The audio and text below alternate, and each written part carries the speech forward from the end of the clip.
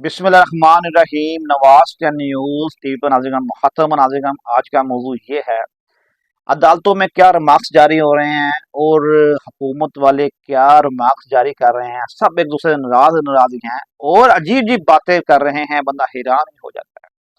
और सिंध के अंदर शजीर मेमन क्या बातें कर रहा है वज़ीर इत्तलात, और शहबाज शरीफ साहब ने कहा है कि जो अदलिया में काली बेड़े हैं उनको निकाल बार करेंगे। और अदालत की समाअत चल रही होती है, समाअत किसी और केस की होती है, बात किसी के और केस पे जरिया चल रही होती है। उसके अंदर अतर मल्ला साहब कहते हैं हम काली बेड़े नहीं हैं, हम कौन हैं, हम काले बून हैं, कर लो क्यों पांडा। इस मौजूद बात करनी है नादिर करना। बात यह है सब एक दूसरे से नाराज क्यों हैं। अब देखें ना, अतर मल्ला साहब जज साहब जो हैं वो उन्होंने कहा कि जी हम जो है इमरान खान को कैमरे के ऊपर लाकर हम इनसे बयान लेंगे या इनसे अब उनके केस के बारे में बात करेंगे, ओपन को सफाई का मौका दिया जाएगा। यानी कि ऐसी जो बात की रलती मिलती। कहने का मकसद ये है कि इनको बात ये है कि 100 बातों की एक बात है कि जो अतर मल्ला साहब आपके पास एक केस आया था, आपके पास ये केस आया था, मियां नवाज शरीफ का केस आया था। मियां नवाज शरीफ भी इमरान खान से कोई कम लीडर तो नहीं है, बल्कि ज्यादा ही होगा या कम होगा, हम उसकी तफरीक में जाते नहीं है। नवाज शरीफ इमरान खान एक मरतबा वज़ीर आज़म बना, नवाज शरीफ 3 मरतबा वज़ीर आज़म बना गया था और नवाज शरीफ वज़ीर आला भी रहा, नवाज शरीफ वज़ीर में खजाना भी रहा और वज़ीर आला भी रहा और उसमें प्राइम मिनिस्टर भी रहा, वज़ीर आज़म भी रहा। उसके बाद आप ये बताएं कि उसका केस आपके पास आया, मियां नवाज शरीफ का जब केस आपके पास आया, उस वक्त आपने क्या रिमार्क्स जारी किए। आपने ये रिमार्क्स जारी किए कि एक मुलजम को या मुलजम को हम उसमें क्यों उसमें कैमरे के सामने लेके आए और क्यों उसकी चर्चा हो। ऐसी बात आपने रिमार्क्स जारी किए कि हम एक मुलजम को कैमरे के सामने क्यों लेके आए। आप ही फिर इमरान खान जो वज़ीर आज़म में एक मरतबा रहा और उसको आप कह रहे हैं कि कैमरे के सामने लेके आए, और चीफ जस्टिस साहब फैज साहब के सामने आप ये बात कर रहे हैं। उसके बाद क्या नाम है उसका, वोटिंग में इस बात पे बात भी कर रहे हैं कि जी इनमें इमरान खान साहब को कैमरे के सामने लेके आया जाए और तमाम चैनल उसको मतलब कि फोकस भी करें ना। कहने का मकसद तो ये है, शाहरुख खान आए हुए मतलब कि मीडिया के अंदर जब आ गया तो तमाम चैनल फोकस भी करेंगे। कहने का मकसद ये है तलमना साहब, ये दोहरा मयार क्यों है। इसलिए मुझे आप इस बात पे गौर नहीं, आप काले बूंद बूंद के दुआले हो गए। आप कह रहे हैं कि जी हम काली बेड़े नहीं हैं, काले बूंद है, काला बूंद। आप अपने आप को काले बूंद की मुशाबत दे रहे हैं, काला बूंद। अब मुझे ये बताएं अतर मल्ला साहब, आप अपने आप को काला बूंद कह रहे हैं, मुझे ये बताएं आपके ये जस्टिस से क्यों ऐसे हो रहा है कि जैसे आप पीटीआई को बराह रास्त सपोर्ट कराना चाह रहे हैं। कैसे दोहरा मेयार। देखे ये बात नजम सेठी साहब ने भी ये बात की, जो सहाफ़ी जगाधर सहाफ़ी हैं और सहाफ़ी हैं और तजिया नगार भी हैं, सहाफ़ी हैं।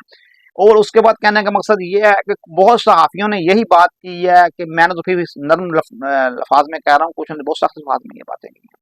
कहने का मकसद ये है कि आप जो हैं दोहरा मेयार में क्यों आए हुए हैं। आप यही तौहीन अदालत जो आपके खिलाफ आपके खिलाफ जो आपने उस फैसल वाडा के खिलाफ की है, और यही तौहीन अदालत जो उसके खिलाफ क्या नाम है उसका फैसल वाडा हो गया, और एमक्यूएम के जो मुस्तफा कमाल जो है उसके और 2-3 बंदों की आपने उनके चार्ज कर दिया उनको। यही पीटी इससे सख्त रिमार्क्स जो पीटीआई के बंदों ने किए हैं, आप कोई उस पर बात नहीं करते, उस पर कोई आपने तौहीन अदालत का कोई कार्रवाई का। अब बाद में जब जब लोगों ने कहना शुरू किया, उसके बाद भी आपने रऊफ हसन के जो पीटीआई का तर्जुमान है रऊफ हसन, आप उस पे हल्की सी आपने वो बात उठाई और तौहीन अदालत की तलबी बात कर रहे हैं। मगर उससे पहले आपने इतने सख्त अल्फाजों में आपको तनकीद होती रही और पीटीआई के बंदे आपको तनकीदें करते रहे, मगर आपने कोई बात नहीं की, कोई बात नहीं की, कोई बात तौहीन अदालत वाली बात नहीं की। अब आ जाएंगे इनके ऊपर, किनके ऊपर आ जाएंगे?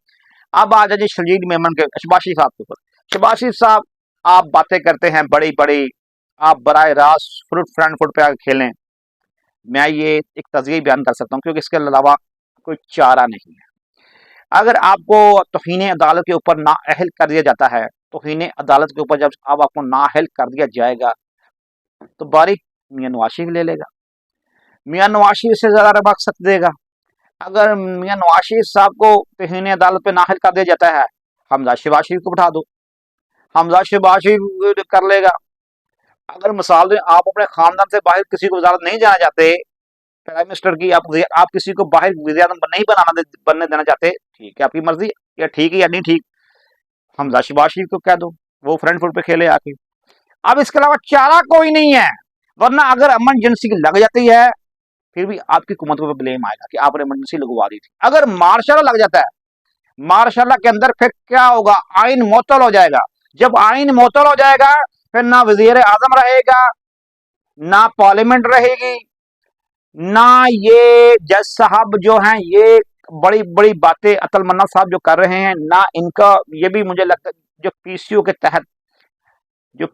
तहत हलफ उठा लेंगे तो जो मुझे क्या पता उनमें किस किन का नंबर आएगा, मगर जस्टिस फैज साहब का तो नहीं आएगा क्योंकि वो तो पीसीओ के तहत हलफ नहीं उठाएंगे।